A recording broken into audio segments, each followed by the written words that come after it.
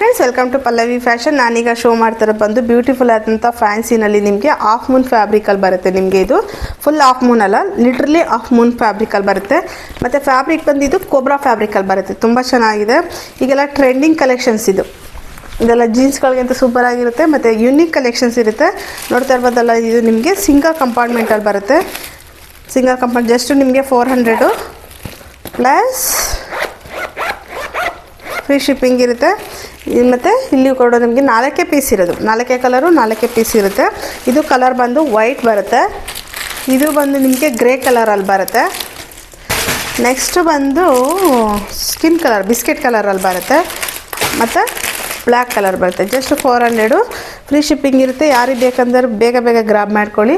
Limited piece, single ಇರುತ್ತೆ. ನೋಡ್ತಾ ಇರ್ಬೋದಲ್ಲ looking ಹೆಂಗೆ ಬರುತ್ತೆ ಅಂತ ನೋಡಿ.